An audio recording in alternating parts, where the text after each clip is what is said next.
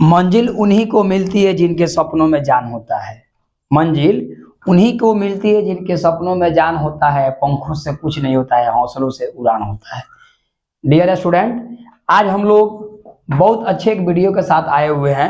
आज आप लोगों को हम बताएंगे हिंदी व्याकरण में उपसर्ग। सबसे पहले हम लोग देख लेते हैं उपसर्ग क्या होता है, ठीक है ना। उपसर्ग बोलते हैं, ठीक है ना। इसको अंग्रेजी में हम लोग बोलते हैं प्रीफिक्स। क्या बोलते हैं? प्रीफिक्स बोलते हैं। आप लोग ये सबसे अच्छा चैप्टर है प्रीफिक्स।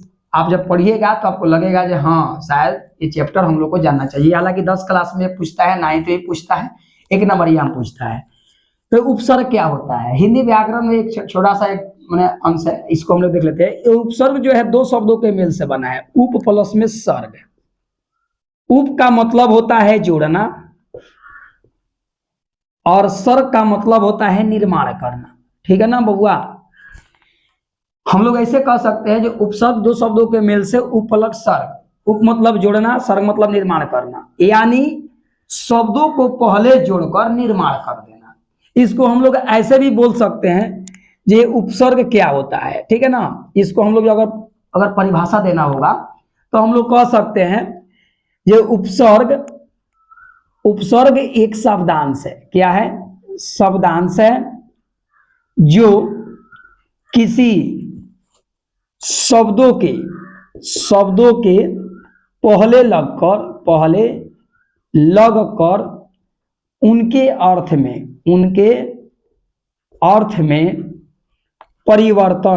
परिवर्तन लाते हैं तो उसे उपसर्ग कहते हैं। ये सबसे आसान आपके परिभाषा है, रटने उठने की जरूरत नहीं है, ठीक है ना। आप ऐसे भी कह सकते हैं जो वैसे सावधान जो किसी शब्दों के पहले लगकर, शब्द के पहले लगते हैं और उनके अर्थ में परिवर्तन ला देते हैं तो उसे हम लोग कहते हैं उपसर्ग। उपसर्ग 2 शब्दों के मेल से उप प्लस में सर्ग।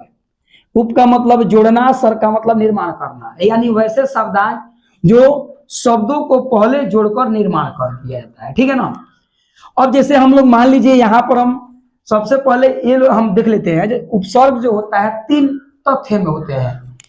एक होता है उपसर्ग, एक होता है शब्द, मूल शब्द, एक होता है नया शब्द, ठीक है ना। ऐसे होता है।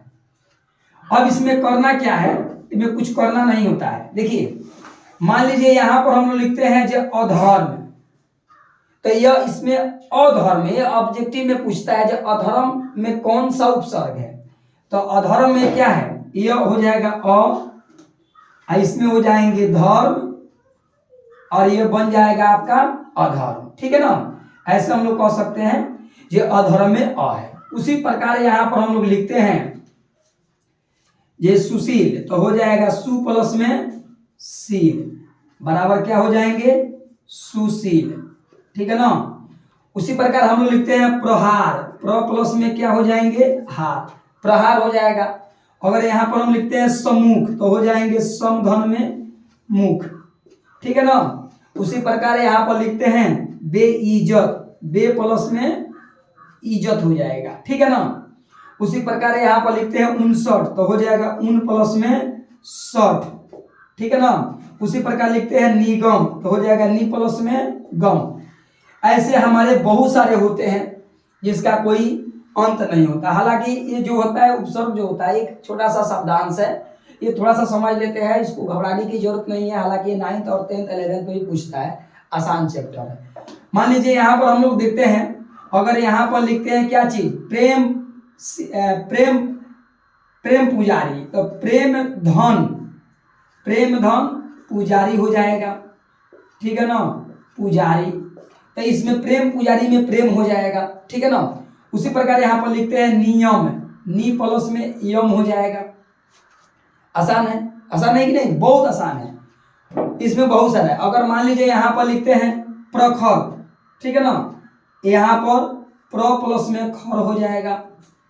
तो ये जितना भी आप शुरू वाला देखते हैं ये सब क्या होता है? एकदम आसान है, एकदम आसान है। ये सबसे पहले जितना पहले लिखे हैं ये हमारे हो जाते हैं उपसर्ग, और ये हो जाते हैं जो सेकंड वाला है इसको हम लोग बोलते हैं मूल शब्द, और इसको बोलते हैं हम लोग, जो आता है नया तो उसको नया शब्द बोलते हैं। अभी लेकिन आपके बिहार बोर्ड में ऐसे क्वेश्चन नहीं पूछे जाएंगे।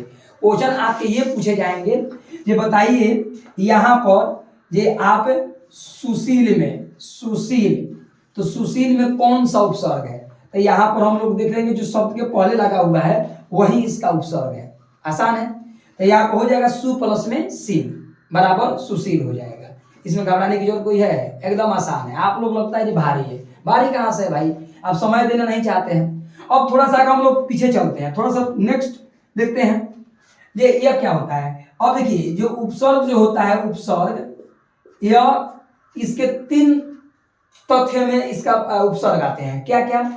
एक होता है संस्कृत का उपसर्ग, संस्कृत, तो संस्कृत में 22 गो उपसर्ग होता है, ठीक है ना। एक होता है उर्दू, उर्दू, तो उर्दू में हमारा जो होता है 19 गो होता है। और एक होता है हिंदी, तो हिंदी में हमारा 13 उपसर्ग होते हैं। अगर ये कई बार कंपटीशन में पूछा जाता है, या बताइए उर्दू में हमारे उपसर्गों की संख्या कितनी है, तो उर्दू में बता सकते हैं, इसमें घबराने की जरूरत नहीं है। तो उर्दू में बता सकते हैं हमारा क्या है, उर्दू में 19 गो है, हिंदी में हमारा 13 गो है, और हमारे संस्कृत में जो हो जाएंगे 22 उपसर्ग हैं। ये बहुत आसान है। ये एक ऐसा शब्दांश है, देखिए ये भी होता है उपसर्ग जो होता है ना, आप ऐसे कह सकते हैं जो उपसर्ग एक शब्दांश है, शब्द नहीं। ये शब्द नहीं कहा जा सकता है। उपसर्ग एक शब्दांश है जो किसी भी शब्दों के पहले लगकर उनके अर्थ में परिवर्तन लाता है, तो उसे हम लोग बोल सकते हैं उपसर्ग। यहाँ पर देख लीजिए ये सारा शब्दों के पहले लगा हुआ है, और ये जो लगा हुआ है सेकंड वाला, इसको हम लोग मूल शब्द बोलते हैं, ठीक है ना। और यहाँ पर जो लास्ट वाला है उसको हम लोग बोलते हैं नया शब्द। और मान लीजिए यहाँ पर आपको देता है परीक्षा में और आपसे क्वेश्चन करता है, बताइए ये यहाँ पर बताइए क्या, जैसे मान लीजिए यहाँ पर लिखते हैं सम्मान, सम्मान, तो सम्मान में कौन सा उपसर्ग है? तो कंफ्यूजिंग हो जाइएगा, तो कंफ्यूजिंग में करने की जरूरत नहीं है। एक में मान लीजिए आपको दे देता है सम,